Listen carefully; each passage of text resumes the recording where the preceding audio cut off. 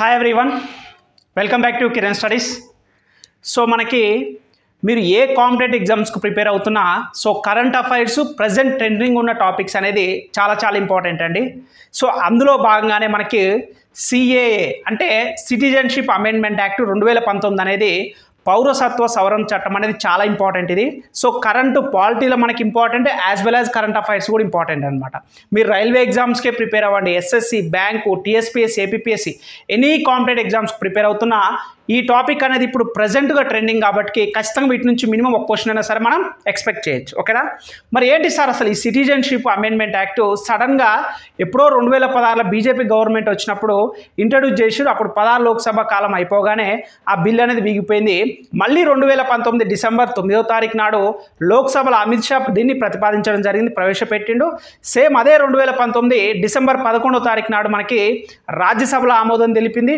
Next day 2019 December 12వ తారీఖు నాడు రాష్ట్రపతి సైన్ చేయడంతో, ఆమోద ముద్ర వేయడంతో మనకి బిల్ అనేది వచ్చింది. కానీ అప్పుడు అస్సాంలో మనకు అది మనకి ఏదైతుందో అక్కడ పెద్ద ఎత్తున అలర్లు అనేది రావడం జరిగింది. ఎందుకు ఇది మనకి న్యూస్లో ఉన్నది?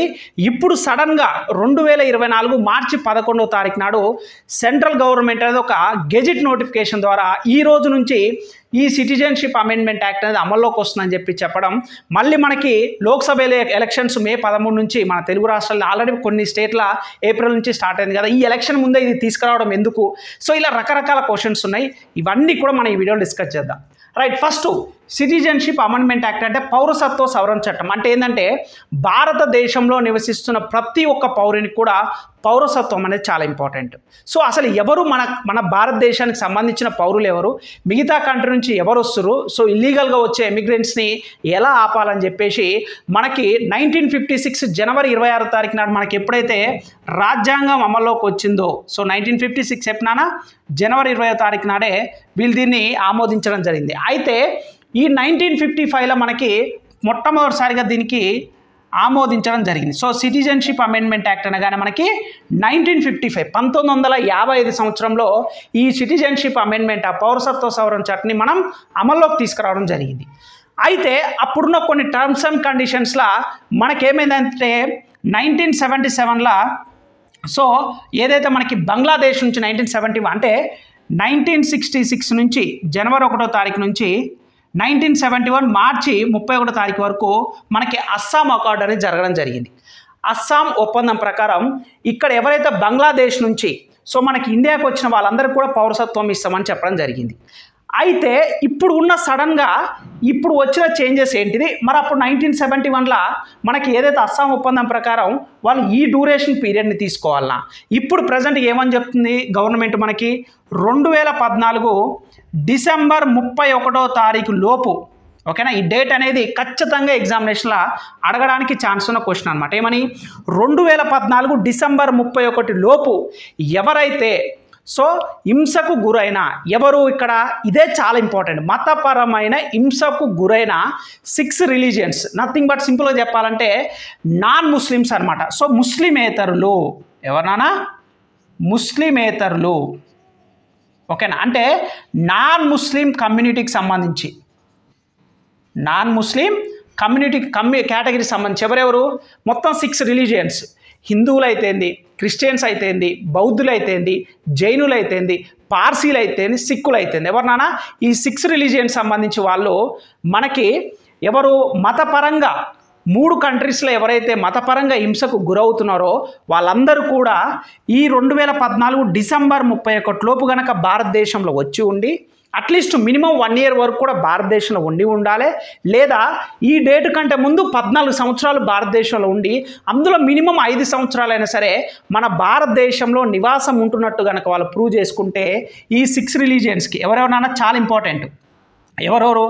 ఒకటి ఫస్ట్ హిందూస్ అనమాట, హిందూ, నెక్స్ట్ క్రిస్టియన్స్, నెక్స్ట్ వచ్చేసరికల్లా పార్సీ, నెక్స్ట్ వచ్చేసరికల్లా సిక్, ఓకేనా, నెక్స్ట్ వచ్చేసరికల్లా బౌద్ధులు, ఓకేనా, నెక్స్ట్ జైనులు. సో ఏమేంటి నాన్న హిందువులు, క్రిస్టియన్లు, పార్సీలు, సిక్కులు, బౌద్ధులు, జైనులు. అంటే నాన్ ముస్లిమేతర ముస్లిం కమ్యూనిటీ కానివై ఈ ఆరు రిలీజియన్స్కి సంబంధించిన 3 దేశాలు మన భారతదేశానికి ఇక్కడ వచ్చేసరికి నేను ఏముంటుంది నాన్న ఇక్కడ పాకిస్తాన్ ఉంటుంది, అదేవిధంగా ఆఫ్ఘనిస్తాన్ ఉంటుంది, ఇక్కడ వచ్చేసరికి బంగ్లాదేశ్. అంటే మీకు 3 కంట్రీస్ సంబంధించి ఏ కంట్రీస్ నానా? ఫస్ట్ వన్ పాకిస్తాన్, చాలా ఇంపార్టెంట్. సో పాకిస్తాన్కి సంబంధించిన ఈ 6 రిలీజియన్ వాళ్ళకి, అదేవిధంగా ఆఫ్ఘనిస్తాన్కి సంబంధించిన ఆఫ్ఘనిస్తాన్కి సంబంధించిన ఈ 6 కమ్యూనిటీస్కి, అదేవిధంగా బంగ్లాదేశ్. ఓకేనా? చాలామంది ఏమనుకుంటారంటే శ్రీలంక కింద ఉన్న వాళ్ళ కంట్రీస్ నుంచి కూడా వీళ్ళకి సిటిజన్షిప్ ఇస్తా అనుకుంటారంట. కాదమ్మా, ఎందుకంటే మనకు క్లియర్గా సెంట్రల్ గవర్నమెంట్ గెజిట్ నోటిఫికేషన్లో క్లియర్గా మెన్షన్ చేసింది కేవలం ఈ 3 కంట్రీస్ నుంచి. ఏమేంటిది? పాకిస్తాన్, ఆఫ్ఘనిస్తాన్, బంగ్లాదేశ్. ఈ 3 కంట్రీస్లో ఎవరైతే మతపరంగా హింసకు గురవుతున్నారో ఎవరెవరు? 6 రిలీజియన్స్: హిందువులు, క్రిస్టియన్లు, పార్సీలు, సిక్కులు, బౌద్ధులు, జైనులు. ఈ 6 ఎవరైతే ఈ 3 కంట్రీస్లలో నివసించి హింసకు గురవుతున్నారో వాళ్ళకి ఎటువంటి ఆధారాలు లేకపోయినా భారతదేశం యొక్క పౌరసత్వం మనం ఇస్తామని చెప్పేసి మనకి ఎవరినైనా సెంట్రల్ గవర్నమెంట్, ఇప్పుడున్న ప్రజెంట్ గవర్నమెంట్ అయితే వీళ్ళకు ఒక గెజిట్ ఎప్పుడు మనకి 2024 మార్చి 11వ తారీఖు నుంచి, ఎప్పుడు నానా? మార్చి 11, 2024 నుంచి అమల్లోకి వస్తుందని చెప్పడం జరిగింది. మరి ఎందుకు సార్ ఇది ఎందుకు హాట్ టాపిక్గా మారిందంటే మనకి ఇక్కడ మీరు ఇక్కడ అబ్జర్వ్ చేయాల్సింది ఏంటంటే ఈ డేట్ చాలా ఇంపార్టెంట్. మీరు గుర్తుపెట్టుకోవాల్సింది ఏంటంటే ఇక్కడ ఫస్ట్ సిటిజన్షిప్ అమెండ్మెంట్ యాక్ట్ ఎప్పుడు అమల్లోకి వచ్చిందంటే 1950. దీని తర్వాత సవరించారు, దాని గురించి కూడా మాట్లాడదాం. సో ఇది 2014 డిసెంబర్ 31 లోపు ఈ 6 రిలీజియన్స్ ఎవరెవరు మళ్ళీ చెప్తున్నాను, హిందూ, క్రిస్టియన్, పార్సీ, సిక్, బౌద్ధ, జైన, ఈ 6 సంబంధించిన మతపరంగా హింసకు గురైన ఈ 3 కంట్రీస్ నుంచి వచ్చిన వాళ్ళకు సిటిజన్షిప్ ఇస్తామని చెప్పింది. అయితే కొన్ని ఎగ్జామ్షన్స్ తోటి వాళ్ళకి అక్కడ ఏమేమిటి రూల్స్ అండ్ రెగ్యులేషన్స్ అని చెప్పేసి అయితే మెన్షన్ చేయడం జరిగింది. అయితే ఇప్పుడు వచ్చిన కాన్ఫ్లిక్ట్ ఏంటిది? ఎందుకు మరి ప్రతిపక్షాలు అనేది ఇప్పుడు ఈ తీసుకొచ్చిన అమెండ్మెంట్ యాక్ట్ సడన్గా ఎందుకు తీసుకురావాల్సి వచ్చింది? 2019లో అయిపోయింది కదా, మళ్ళీ ఎందుకు? అప్పుడు చాలామంది కూడా దీనికి అల్లర్లు అయితే చాలామంది కూడా దీన్ని వ్యతిరేకిస్తున్నారు. ఎందుకంటే మన ఇండియా అనేది సెక్యులర్ కంట్రీ. మనకి ఆర్టికల్ 14 ప్రకారం ఏంటిది? So all are equal before law, చట్టం ముందు అందరూ సమానులే. మరి ఇక్కడ ఈ ఆర్టికల్ 14 ప్రకారం ఇక్కడ 6 రిలీజియన్స్కి ఇచ్చారు, కానీ ముస్లిమ్స్కి సంబంధించి వాళ్ళు పర్టికులర్గా స్పెసిఫిక్గా ఆ ఒక్క కమ్యూనిటీనే ఎందుకు యాక్సెప్ట్ చేయట్లేదు? సో మీరు ఒకవేళ టీఎస్పీఎస్సీ మెయిన్స్ గ్రూప్ 1 ప్రిపేర్ అవుతున్నా, సో ఏపీపీఎస్సీ ప్రిపేర్ అవుతున్నా, ఖచ్చితంగా వీటి మీద మీ యొక్క ఒపీనియన్ ఏందని చెప్పి కూడా క్వశ్చన్స్ అడగవచ్చు. దీని బ్యాక్గ్రౌండ్ మొత్తం కూడా సిటిజన్షిప్ అమెండ్మెంట్ యాక్ట్ 2019 గురించి కూడా ప్రతిదీ గుర్తుపెట్టుకోవాలి. ఎందుకు? అవునా కదా? ఇప్పుడు మనకి 6 రిలీజియన్స్కి ఇచ్చేసి ఇది ఒక్కటే ఇవ్వట్లే. అంటే మన ఇండియా అనేది డెమోక్రటిక్ కంట్రీ, ప్రజాస్వామ్య కంట్రీ. ఇందులో మనకి అన్ని మతాల వారు, అన్ని కులాల వారు ఎవరైనా సరే వాళ్ళకు నచ్చిన విధంగా స్వేచ్ఛగా జీవించే హక్కు మనకి రాజ్యాంగం ప్రకారం ఇస్తుంది. అయితే ఈ ముస్లిమ్స్కి ఈ యొక్క సిఏఏ ప్రకారం వాళ్ళకి ఇబ్బంది అవుతుందని చెప్పేసి ఆర్టికల్ 14 ఉల్లంఘిస్తుందని చెప్పడం జరుగుతుంది. అయితే ఇప్పుడు మనం కరెంటు పాలిటీలకు వెళ్తే అసలు సిటిజన్షిప్, సో మనకు సిటిజన్షిప్ సంబంధించి మనకు పార్ట్ 2లో చాలా ఇంపార్టెంట్ అన్న. పార్ట్ 2లో ఆర్టికల్ 5 నుంచి 11 వరకు క్లియర్గా ఇవ్వడం జరిగింది. ఏమిటినా ఇది కూడా మనకి ఎగ్జామినేషన్ అడుగుతాడు. ఎందుకు? ఇప్పుడు ప్రజెంట్గా సిటిజన్షిప్ అమెండ్మెంట్ యాక్ట్ 2019 తీసుకొచ్చారు కాబట్టి కరెంటు పాలిటీలో మనం బాగా నేర్చుకోవాల్సింది ఆర్టికల్ 5 నుంచి ఆర్టికల్ 11 వరకు ప్రతి ఒక్కరు కూడా నేర్చుకోవాలి. అలా ఈచ్ అండ్ ఎవ్రీథింగ్ కూడా మనకి ఎగ్జామ్ పాయింట్ టైప్లో ఖచ్చితంగా క్వశ్చన్స్ ఉంటాయి. అయితే ఇక్కడ మనం గుర్తుపెట్టుకోవాల్సింది ఏంటంటే షెడ్యూల్ 6 అనమాట. సో మనకి షెడ్యూల్ 6 ఏదైతుందో దాంట్లో మనకి 4 స్టేట్స్ ఉన్నాయి. ఏమేంటిది? అస్సాం అయితేంది, అదేవిధంగా మేఘాలయ అయితేంది, అదేవిధంగా త్రిపుర అయితేంది, అదేవిధంగా మిజోరం. ఓకేనా? ఇప్పుడు ఈ సిటిజన్షిప్ అమెండ్మెంట్ యాక్ట్ 2019 ఏదైతే ఉందో ఈ అస్సాం కానీ మేఘాలయ కానీ త్రిపుర కానీ మిజోరంలో ఉన్న గిరిజన ప్రాంతాలకి ఎగ్జంప్షన్ ఇవ్వడం జరిగింది. మిమ్మల్ని ఎగ్జామినేషన్ ఇదే క్వశ్చన్ అడుగుతాను. ఇప్పుడు ఈ యొక్క యాక్ట్ని పశ్చిమ బెంగాల్కు సీఎం అయితేంది, అదేవిధంగా కేరళ సీఎం అయితేంది, ఇంకా చాలా రకాలుగా మన స్టేట్స్ కూడా దీన్ని వ్యతిరేకించడం జరిగింది. అయితే ఇందులో కొన్నిటికి మినహాయించడం జరిగింది. మిమ్మల్ని ఎగ్జామినేషన్ ఇదే అడుగుతాడు. సో సిటిజన్షిప్ అమెండ్మెంట్ యాక్ట్ 2019 ప్రకారం కింది వాటిలలో ఏ స్టేట్ల గిరిజన ప్రాంతాలకి ఒమిట్ చేయడం జరిగింది, అంటే ఏది మినహాయించారు ఏ స్టేట్స్ కంటే అస్సాం, మేఘాలయ, త్రిపుర, మిజోరం వీటిలో ఉన్న గిరిజన ప్రాంతాలు అనేది ఈ యొక్క సిటిజన్షిప్ అమెండ్మెంట్ యాక్ట్ నుంచి మినహాయింపు జరగడం జరిగింది. ఓకేనా, ఇది కంప్లీట్ బ్యాక్గ్రౌండ్. అయితే ఇప్పుడున్న ఈ కాన్ఫ్లిక్ట్ ప్రకారం మీరు ఎగ్జామినేషన్లో ఏం గుర్తుపెట్టుకోవాలంటే ఖచ్చితంగా మీరు గుర్తుపెట్టుకోవాల్సిన పాయింట్స్ ఇప్పుడు నేను మళ్ళీ చెప్తున్నాను. మీరు ఎగ్జామ్ పాయింట్ ఆఫ్ ఇది గుర్తుపెట్టుకోవాలి. ఓకేనా, చాలా చాలా ఇంపార్టెంట్.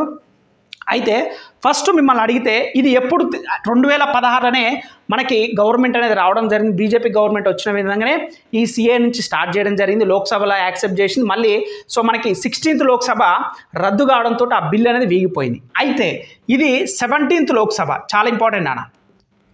17th లోక్సభ వచ్చేసి మనకి ఎప్పుడైతే వచ్చిందో దాని తర్వాత 2019, ఈ డేట్స్ ఇంపార్టెంట్, 2019 డిసెంబర్ 9వ తారీఖు నాడు మనకి బిల్ అనేది అమిత్ షా, ఎవరైతే మనకి హోమ్ మినిస్టర్ ఉండో అమిత్ షా గారు, సో అమిత్ షా మనకి ఈ బిల్లుని లోక్సభలో ఇంట్రడ్యూస్ చేయడం జరిగింది.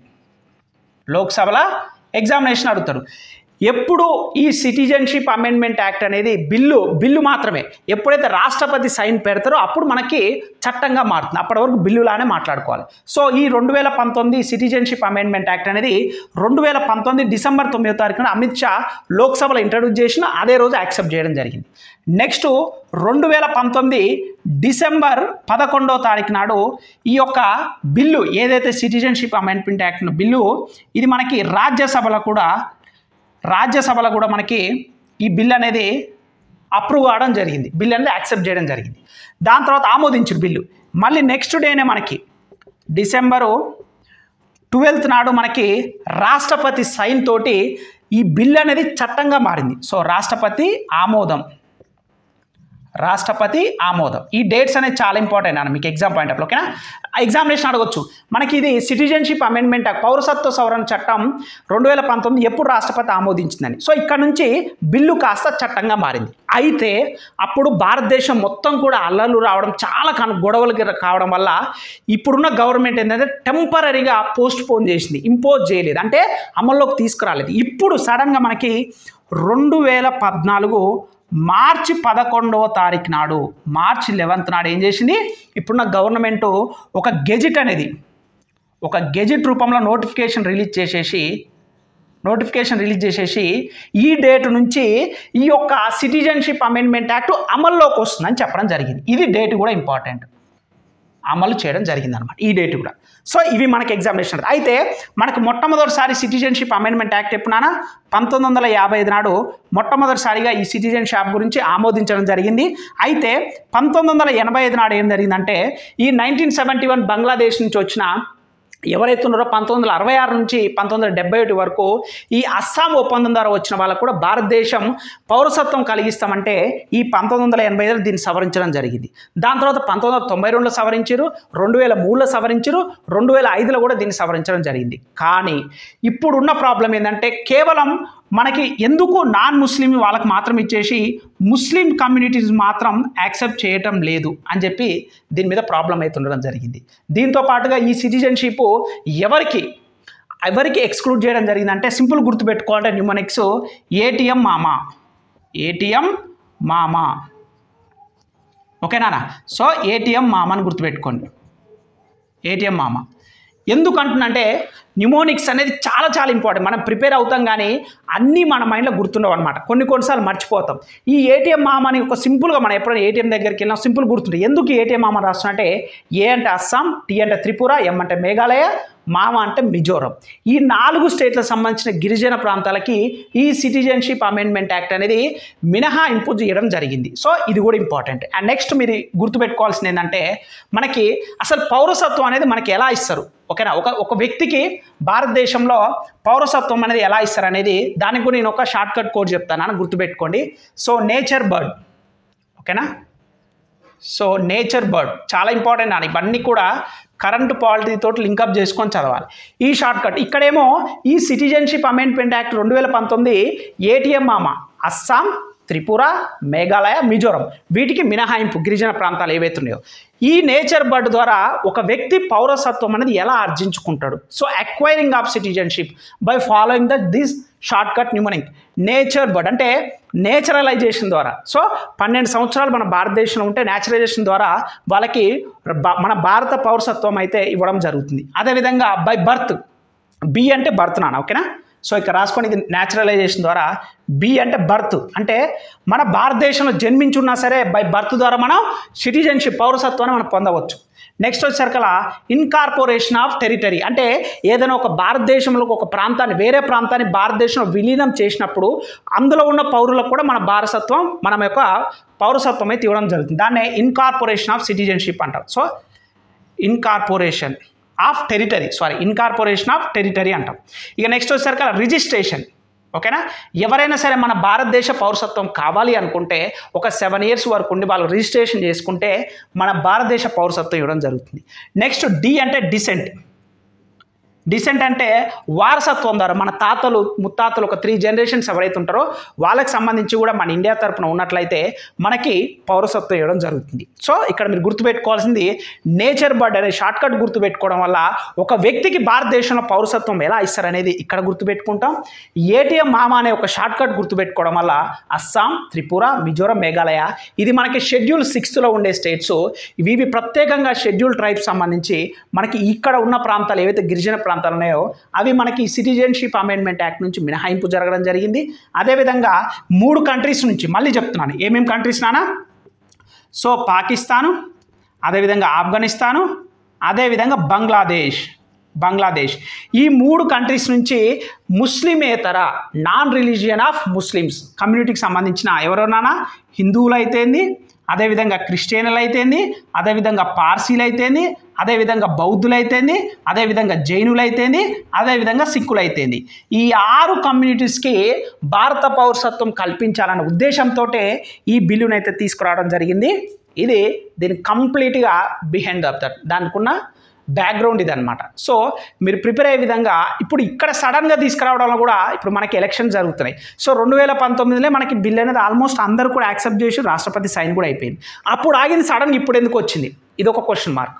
సో దీన్ని చాలామంది కూడా వ్యతిరేకిస్తున్నారు. ఎందుకు అనే కోణంలో మీరు గ్రూప్ 1 మెయిన్స్ రాస్తుంటే కనుక సో ఈ విధంగా ఆలోచించాలి. సో మీకు రైల్వే కనుక ప్రిపేర్ అవుతారంటే ఇక్కడ మెన్షన్ చేసిన ఈ డేట్స్ నుంచి మీకు ఖచ్చితంగా క్వశ్చన్ అయితే మోర్ దెన్ ఎనఫ్ నానా. ఇంతకు మించి మీరు డెప్త్ కూడా అవసరం రైల్వేకి ప్రిపేర్ అవుతుంటే. సో టీఎస్పీఎస్సీ ఏపీపీఎస్ ప్రిపేర్ అయితే కనుక దాని బిహైండ్లో కూడా ఖచ్చితంగా ఆర్టికల్స్ ఏంటిది మనకి ఇది పార్ట్ 2లో ఉంటుంది నాన్న, చాలా ఇంపార్టెంట్. సో పార్ట్ 2లో సిటిజన్షిప్ అనేది ఆర్టికల్ 5 నుంచి 11 వరకు ప్రతి ఒక్కటి ఇన్ డీటెయిల్గా చదవాలి, మీరు నేర్చుకోవాలి. కరెంటు పాలిటిక్స్ సంబంధించింది అనమాట, ఓకేనా? సో ఇది ఐ హోప్ ఈ వీడియో మీకు నచ్చిందని నేను అనుకుంటున్నాను. సో మనకి రైల్వే ఎగ్జామ్ సంబంధించి స్పెషల్ కోర్స్ అనేది మన Kiran studies app play store నుంచి ఉంటుంది నాన్న. మీకు every month current affairs Telugu medium, English medium కూడా ఇస్తున్నాను. సో ఇప్పటి నుంచి ఏదైతే మేజర్ ఇంపార్టెంట్ ఆ వీడియోస్ కూడా మీకు అప్లోడ్ చేయడం జరుగుతుంది. సో ఎవరైనా సరే కిరణ్ స్టడీస్ యాప్ డౌన్లోడ్ చేసుకోకపోతే వీడియో డిస్క్రిప్షన్ లింక్ ఉంటుంది, లేదా ప్లే స్టోర్ నుంచి కూడా డౌన్లోడ్ చేసుకోవచ్చు, ఓకేనా? సో ఈ సిఏఏ సిటిజన్షిప్ అమెండ్మెంట్ యాక్ట్ ప్రకారం మీ యొక్క ఒపీనియన్ ఏంటిది అనేది కింద కామెంట్ సెక్షన్లో ప్రతి స్టూడెంట్ కూడా సో జెన్యున్గా మీ ఒపీనియన్ ఏంటిది సో అనేది మీరు కింద కామెంట్ సెక్షన్ చేయండి. చాలా ఇంపార్టెంట్ టాపిక్, ఓకేనా? రైట్, నెక్స్ట్ మళ్ళీ మనం ఇంకో కొత్త టాపిక్ తోటి మళ్ళీ కలుద్దాం. సో మీకు ఈ వీడియో కనుక యూస్ఫుల్ అనుకుంటే మీకు ఈ వీడియో నచ్చితే లైక్ చేయండి, మీ అమూల్యమైన కామెంట్ని కూడా కింద డిస్క్రిప్షన్ లింక్లో తెలియజేయండి, ఓకేనా? Right, thank you. ఇంకా మన ఛానల్ సబ్స్క్రైబ్ చేస్తే ప్లీజ్ డూ సబ్స్క్రైబ్ ఫ్రెండ్స్. ఇలా లేటెస్ట్ వీడియోస్ గురించి మన కిరణ్ స్టడీస్ యాప్ని ఫాలో అవ్వండి. ఖచ్చితంగా మీ కాంపిటేటివ్ ఎగ్జామ్స్లో ఎగ్జామ్ ఓరియంటెడ్ మీ క్లాస్ అయితే ఉండడం జరుగుతుంది అనమాట. థ్యాంక్ యూ అండి.